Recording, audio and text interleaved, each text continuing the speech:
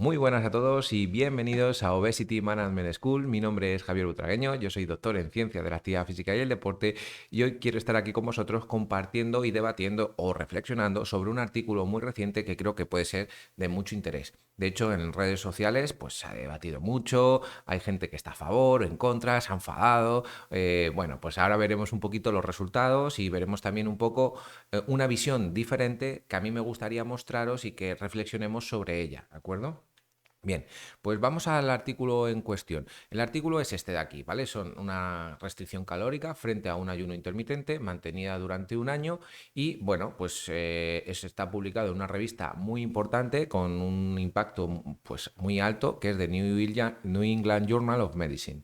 En esta misma revista, ya hace unos años, se publicó otro artículo que era los efectos del ayuno intermitente en la salud, la edad y las enfermedades y se popularizó también un montón, pero esto no es de hace unos años, o sea, es que esto pasa bastantes años ya que se está comparando este ayuno intermitente con dietas restrictivas como podéis ver aquí en el 2013, es decir, si vosotros os vais a PubMed, ponéis ayuno intermitente y restricción calórica, vais a tener pues para poder leer durante casi toda tu vida. Es decir, que esto se lleva estudiando y trabajando durante mucho tiempo, comparando, viendo los beneficios, viendo aquellos problemas que nos podemos encontrar o incluso aquellos tipos de ayuno que pueden ser más interesantes, ¿no? Entonces, lo importante sobre todo yo creo que del ayuno y que es una de las cosas que yo creo que menos o que más problemas ha dado es el tema de individualizar sobre la persona, ¿no? Entonces, bueno, antes de continuar y mostrar los resultados, pues me gustaría, por favor, si queréis suscribiros, daros a la campanita, es decir, darle un like y también yo os recomiendo que pongáis algún comentario para que sigamos debatiendo y creando una comunidad, porque además a mí también me gusta mucho poder leeros y reflexionar sobre vuestras ideas o sobre vuestros argumentos sobre este tema, ¿de acuerdo? Bien. En cuestión, este es un poco lo que es el estudio para explicaros. Son 139 participantes con obesidad, con una restricción de las comidas, que la restricción no es en estas horas, sino que pueden comer solo entre las 8 de la mañana y las 4 de la tarde, ¿vale? Esa es la ventana, esa es la franja horaria donde hacen sus comidas y tienen también un control de las kilocalorías, que suele ser entre 1500 y 1800 kilocalorías al día y en hombres y 1200, 1500 kilocalorías al día para mujeres, ¿de acuerdo? Entonces, bueno, pues intentan ver cuáles son las diferencias entre los dos grupos e intentan luego pues ver cambios en la circunferencia, tema de composición corporal, tema también de medidas en presión arterial, frecuencia cardíaca, glucosa, hemoglobina glicosilada, bueno, pues varios parámetros que tienen ahí. A mí me gusta también mucho irme a los datos reales del estudio, ¿vale? Entonces, bueno, aquí vemos lo que es el ayuno intermitente frente a la restricción calórica, el número de personas y el número de hombres y mujeres, que es un 50% aproximadamente. La edad 31 años, la composición corporal 88 kilos con más o menos 10. Claro, aquí juntan hombres y mujeres, por lo tanto las deviaciones estándar aquí son un poquito mayores. Y a mí me gusta fijarme mucho en el valor absoluto de composición corporal en cuanto a grasa, 33 kilos de grasa y 51 kilos de masa libre de grasa. Claro, cuando yo vi esto dije, qué raro, ¿no? Pero claro, aquí están, al estar unidos hombres y mujeres, habrá muchos datos que se puedan pues ampliar un poquito porque el hombre tiene más masa muscular, ¿de acuerdo? Entonces, posiblemente esto sería muy interesante también sacarlos y ver y evaluar lo que ha ocurrido entre hombres y mujeres con estas dietas, ¿vale? Pero no fue el caso del estudio y entonces, bueno, nos quedamos un poquito con esas dudas. Y un porcentaje de grasa de 38 que ya sabéis que son pues más o menos con esta edad, con 31 años, pues son unos valores elevados, ¿de acuerdo? A partir de pues normalmente 35 ya están con un poquito bastante altos, ¿de acuerdo? Bueno, luego las medidas de circunferencia, que a mí esto fíjate que me llama la atención porque fíjate que estos datos son elevados, pero los perímetros de circunferencia no llegan, por ejemplo, en hombres son 102, en mujeres 98, aunque hay estudios pues que un poquito más antiguos que ya te hablan de perímetros de 95 98, es decir, que va en función un poquito de la prevención o de qué medidas estén tomando, ¿no? Pero bueno, Aquí nos está midiendo la grasa abdominal, el área en centímetros cuadrados, la presión arterial, la glucosa, la hemoglobina glicosilada, que bueno, no llega a 5,6, 5,7, por lo tanto, bueno, pues son datos que son interesantes, el índice OMA, colesterol, dislipemias, hipertensión, y aquí llegamos un poco a la parte que a mí me interesa también, que es cuántas kilocalorías al día estaban tomando, ¿no? Pues más o menos unas 2.000, 2.300 y unas 2.000, 2.400, ¿vale? Es decir, esa es la alimentación que tenían, y lo que hacen es bajarla a 1.500, 1.800 en hombre y 1.500, 1.200 en mujeres, ¿de acuerdo? Entonces, realmente son restricciones calóricas, pero hay unas que simplemente se hacen a lo largo del día y otros es que esas kilocalorías van a estar tomándose en una ventana de tiempo, ¿de acuerdo? Bueno, pues ese sería un poquito lo que es los datos de los participantes, y luego estos son los resultados más relevantes. Nos vamos a ir un poquito a la gráfica, que es la que más ha llamado la atención, ¿vale? Y donde yo he marcado dos puntos que me interesan mucho a nivel sobre todo de programas de pérdida de peso que se ven también en redes sociales, ¿no? Es decir, fijaros, mira, lo que ha habido, el debate que ha habido es que, bueno, pues si veis a lo largo de un año, estos son meses, lo que se ha visto es que se ha ido perdiendo un peso, que son entre 8 a 10 kilos, y ese tiempo se ha mantenido en el tiempo, y aquí vemos como una tendencia al alza. ¿De acuerdo? Normalmente, en casi todos los estudios de pérdida de peso, cuando se evalúan a un plazo mayor, 3 años, 5 años, hay un porcentaje muy elevado de personas que vuelven a recuperar el peso que habían perdido. Y de hecho yo siempre he dicho que el gran error que tenemos es el mantenimiento del peso perdido. No somos capaces o no tenemos los programas de prevención de la recuperación del peso. Entonces, realmente ese es yo creo que es el gap, es el hueco que tenemos que ir cubriendo, y empezamos a tener que trabajar. Lo que pasa es que eso hay que mantener una adherencia, y por supuesto hay que educar en salud. Tiene que haber unos cambios de hábitos, tiene que haber un conocimiento de cómo me afectan ciertas emociones a la hora de comer, y eso es importante, pues, sobre todo porque eh, luego a largo plazo va a hacer lo que haga que yo recupere ese peso perdido. Entonces, bueno, y luego hay otras estrategias que yo creo que pueden ser muy interesantes, que son las que vamos a comentar. Perdón.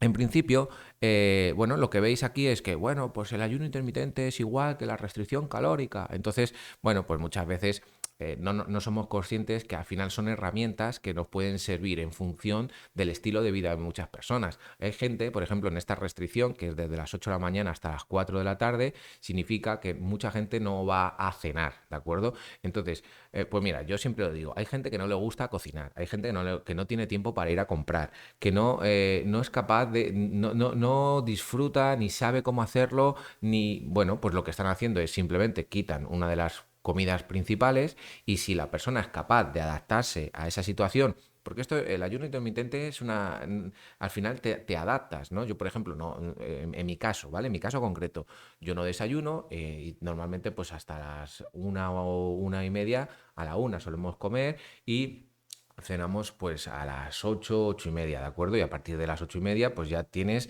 hasta otra vez de esas horas tienes un ayuno, pero que no se hace por nada en concreto.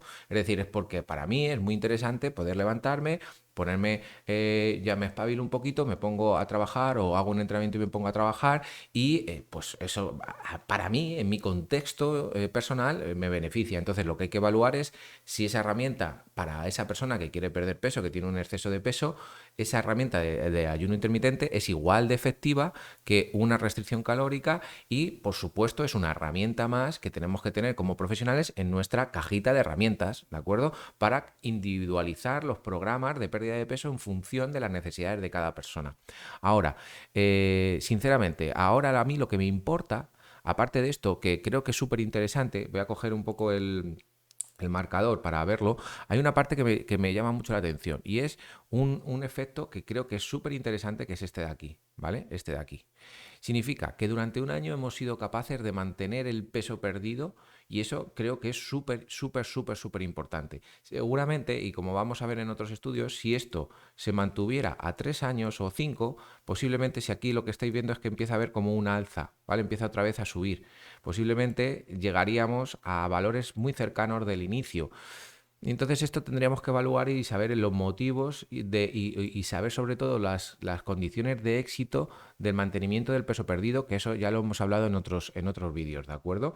Y luego, muy importante, a mí me llama mucho la atención esto, ¿de acuerdo? Que esto pasa mucho, mucho, mucho en los programas de pérdida de peso y que muchos gurús que veis en las redes sociales lo utilizan para vender sus productos, ¿no? Entonces, es decir, si nosotros hacemos un ayuno intermitente o hacemos una dieta restrictiva y además le añadimos el ejercicio, en cuestión de 3 meses o 4 meses, que son 12 semanas o 16 semanas, vamos a tener éxitos casi seguros, casi seguros. Ahora, el problema empieza a partir del tercer mes, que siempre, siempre, siempre se ve normalmente un aplanamiento de la curva y luego normalmente un ascenso. No, la tendencia suele ser lineal, hay un aplanamiento y luego hay una tendencia que se mantiene, se mantiene, se mantiene el tiempo que depende de lo que hayamos hecho y luego puede haber un aumento en función de muchos factores y variables que tenemos en el día a día.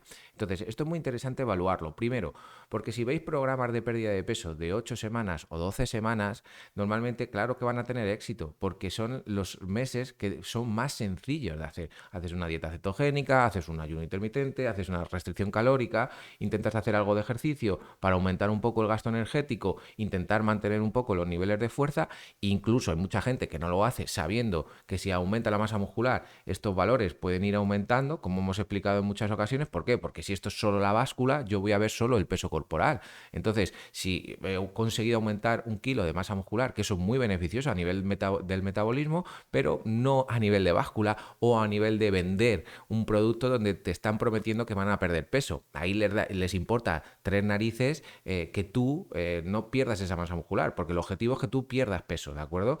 Entonces, bueno, porque es lo que muchas veces buscas sin pedirle al profesional que no te esté dañando el metabolismo muscular, ¿de acuerdo? Entonces, del sistema musculoesquelético, perdón.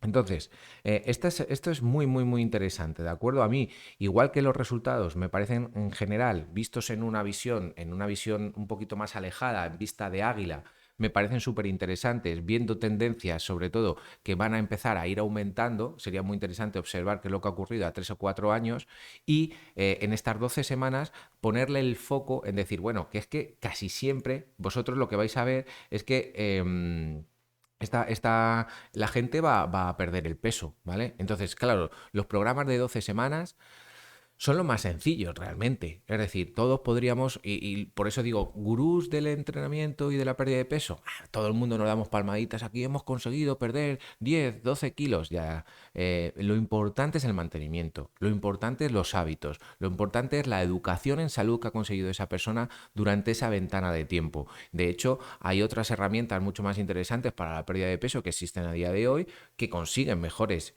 y a lo mejor con hasta menos esfuerzo para la persona que son, por ejemplo, la farmacología, ¿vale? Entonces, ¿por qué, o sea, nos obsesionamos muchas veces con, no, hemos conseguido, no, no, hemos conseguido hacer una pérdida de peso de 15 kilos, enhorabuena, ya, ya, pero ¿cuánto tiempo lo va a mantener? ¿Ha conseguido aprender esos hábitos? ¿Ha aprendido a cocinar? ¿Le está empezando a gustar? ¿Ha conseguido llegar el ayuno intermitente, ese tipo de ayuno intermitente a su día a día y lo ha conseguido mantener durante un tiempo creando un estilo de vida adaptado a ese tipo de alimentación? Bueno, pues esa es un poquito yo creo que la cuestión, ¿no?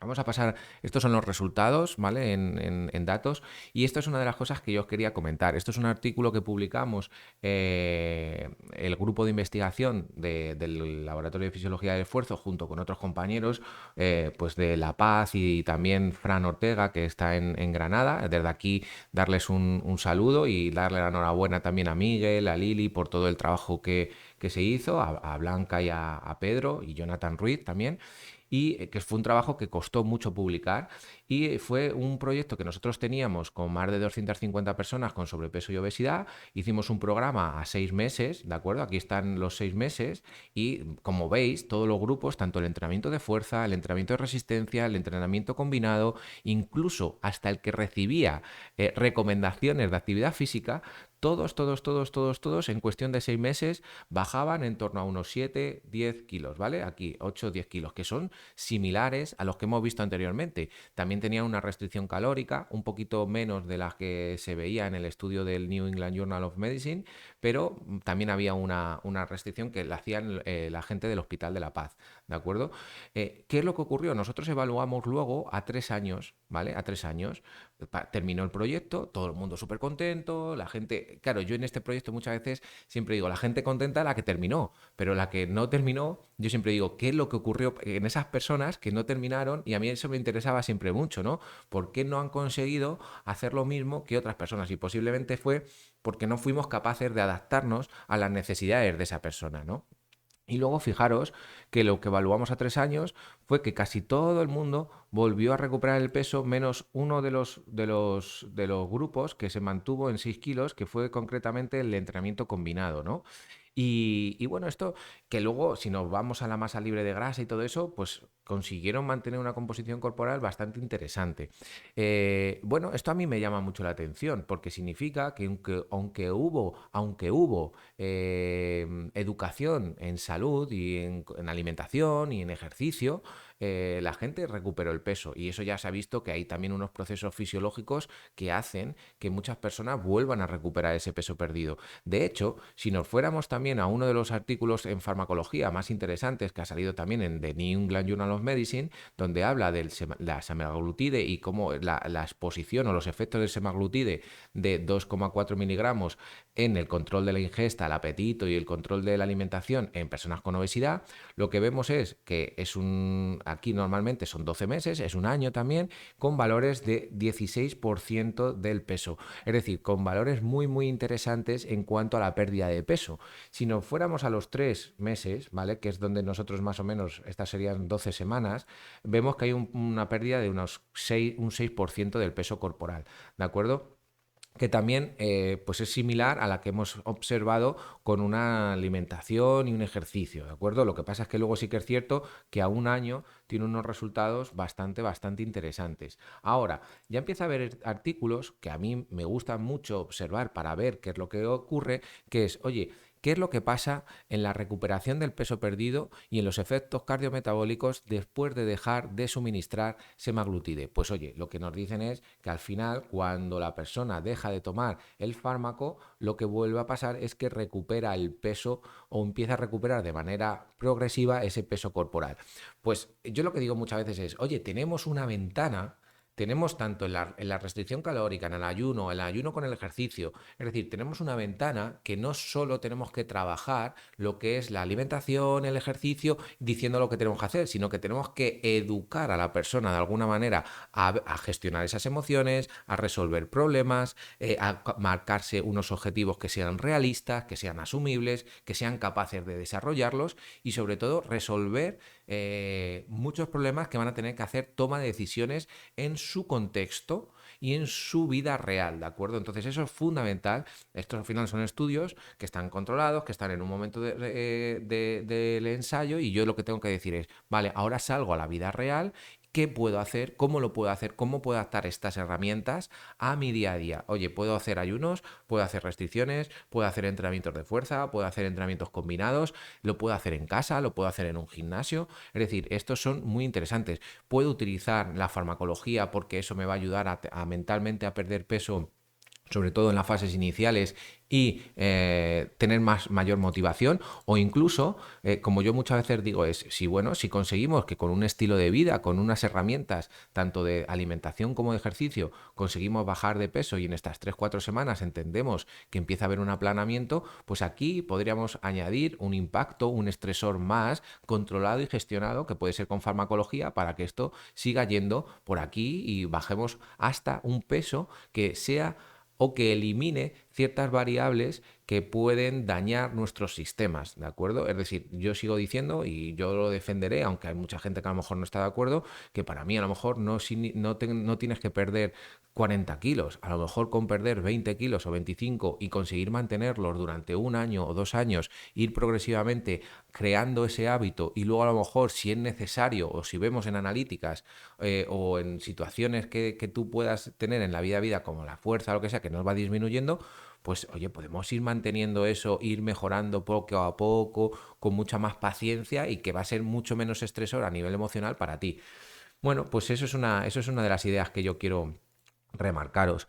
Aquí básicamente lo que nos están mostrando son los principales resultados de uno frente a otro y las diferencias que hay entre grupos. Lo que vemos muchas veces aquí es a los 6 meses y a los 12 meses, qué es lo que ha ido ocurriendo, perdón, que es que lo tengo en esta pantalla, y bueno, pues es muy interesante observar qué es lo que ha ocurrido pues a nivel de la presión arterial, pues todo lo que es el HDL, la glucosa después de 2 horas, la postprandial, el índice OMA. Bueno, pues estos resultados, sobre todo para temas médicos, es súper, súper, súper interesante, ¿no? Y bueno, aunque no parece que existieran grandes diferencias significativas entre uno y otro, que es una de las críticas, que parece que mucha gente, pues que no hay diferencias. Bueno, pero es que es una herramienta más que podemos utilizar y de hecho luego veréis cómo una persona que tiene pues un gran conocimiento de todo lo que es el tema de salud,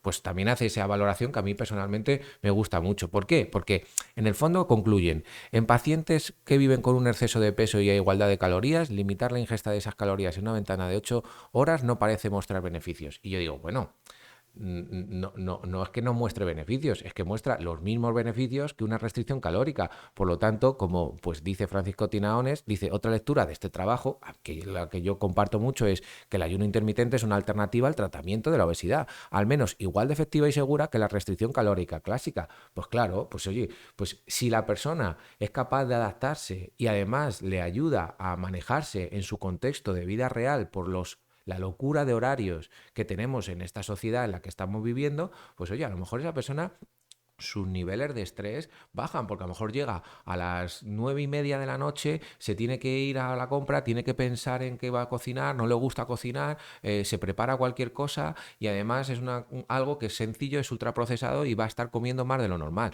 Pues oye, a lo mejor si esa persona es capaz de adaptarse a ese tipo de herramienta de estar comiendo en esa ventana de 8 a 4 y luego no necesita nada más hasta otra vez por la mañana, pues oye, pues ¿por qué no la vamos a utilizar? Mientras esa persona luego haga entrenamientos, mejore su toma de decisiones, trabaje las emociones respecto a la comida, que son cosas fundamentales, pues puede ser muy interesante. Y luego ya por último, deciros que esto ya también se ha estado estudiando mucho y lo he vuelto a decir. Toda pérdida de peso, toda pérdida de peso conlleva un proceso metabólico súper, súper complejo, ¿de acuerdo? Entonces, en esta primera fase que es bastante sencilla, por así decirlo, si la persona más o menos se mantiene adherida durante esos 3 4 meses, a mí lo que me interesa sobre todo es por qué existe este aplanamiento y qué podemos hacer para que este aplanamiento sea menor, es decir, que básicamente que consigamos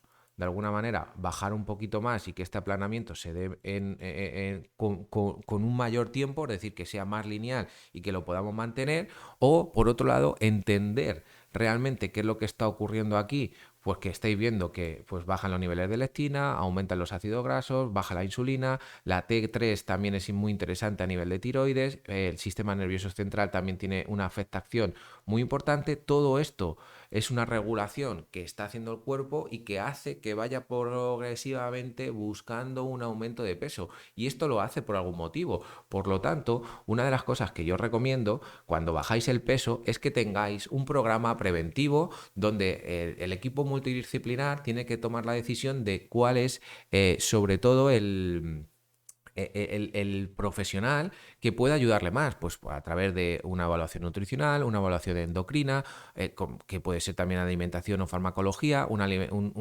evaluación psicológica que puede ser seguir dándole herramientas para esa toma de decisiones, o una evaluación del educador físico para decir, oye, pues mira, ahora vamos a buscar un estresor más con este tipo de entrenamiento que es un poquito más intenso, que puede ser, pues, oye, o pues unos circuitos más intensos, o puede ser un entrenamiento de alta intensidad con intervalos, o puede ser un entrenamiento excéntrico, o puede ser ir subiendo un poquito, como yo digo últimamente, esos niveles de condición física, ¿de acuerdo?